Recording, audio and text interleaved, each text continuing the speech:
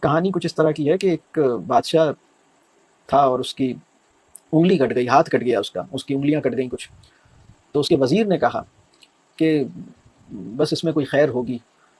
تو بادشاہ کو بڑا غصہ آیا کہ مطلب میری 2 انگلیاں کٹ گئی ہیں اور یہ کہہ رہا ہے کہ خیر ہوگی. تو اس نے وزیر کو جیل میں بند کرا دیا، جیسے بادشاہوں کے طریقے تھے.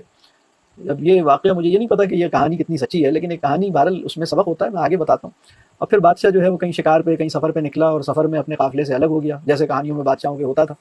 ویسے ہی آپ سمجھ لیجئے. اور پھر وہ کسی ایسے قبیلے کے ہاتھ لگ گیا جن کے یہاں ایک رسم تھی کہ وہ سال میں ایک دفعہ کسی انسان کو پکڑتے تھے اور اس کی قربانی دیتے تھے اپنے خداؤں کو، یا جو بھی اپنے بت تھے اس پر اس کا خون چڑھاتے تھے.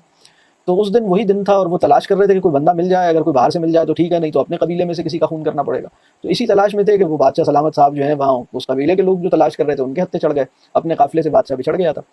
تو ان لوگوں نے اسے پکڑا اور اپنے سردار کے پاس لے گئے کہ بھائی یہ مل گیا، اس کو ہم قربانی کرتے ہیں. تو لیکن جب سردار نے دیکھا تو اس نے کہا کہ بھائی اس کی تو ہاتھ کٹا ہوا ہے، اس کی تو انگلیاں کٹی ہوئی ہیں، تو ہم اپنے خدا کو جو قربانی دیں گے تو وہ تو یعنی ایسی قربانی تو دی نہیں جا سکتی جس میں کوئی عیب ہو، تو اس کو چھوڑ دو. تو اس کو چھوڑ دیا. اور اس وقت بادشاہ کو پتہ لگا کہ یہ جو میری انگلیاں کٹی تھیں اس میں کتنی بڑی خیر تھی، اگر یہ انگلیاں نہ کٹتی تو آج میری گردن کٹ جاتی. تو وہ واپس آیا، اس کو بڑا افسوس ہوا کہ میں نے وزیر کے ساتھ ایسا برا سلوک کیا. تو اس نے وزیر کو جیل سے نکلوایا اور اس کو بتایا کہ بھائی تم نے جو کہا تھا کہ انگلیاں کٹنے پہ اس میں خیر ہوگی، تو مجھے سمجھ آ گیا کہ اس میں خیر ہے. تو لیکن اس نے کہا کہ لیکن مجھے یہ سمجھ نہیں آیا کہ مطلب تمہیں جب میں نے کہا کہ تم جیل میں جاؤ تو اس میں کیا خیر ہے، تم مطلب جیل میں نے تمہیں ڈال دیا تو اس میں کیا خیر ہوئی. تو وزیر نے کہا کہ حضرت اگر آپ مجھے جیل میں نہ ڈالتے تو آج میرا خون چڑھایا گیا ہوتا ان بتوں کو، تو اس میں تو خیر بہت ہوئی کہ میں جیل میں تھا اور آپ پکڑے گئے. اگر میں پکڑا جاتا تو وہ میری قربانی پیش کر دیتے، تو خیر تو اس میں بہت تھی. تو وہ یعنی یہ بات کہ کسی بھی معاملے میں جو مشکل بھی ہمیں درپیش ہے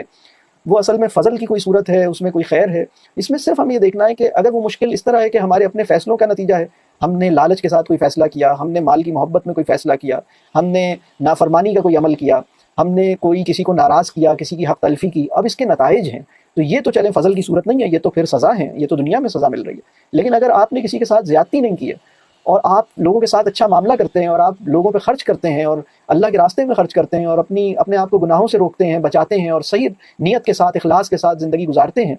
اور پھر زندگی میں کوئی مشکل آتی ہے تو بس اس میں یہ فضل کی صورت ہے. بیماری بھی فضل کی صورت ہے، مشکل بھی فضل، اور اس میں کوئی خیر چھپا ہوتا ہے لیکن اس کو ہم کبھی کبھی سمجھ نہیں پاتے.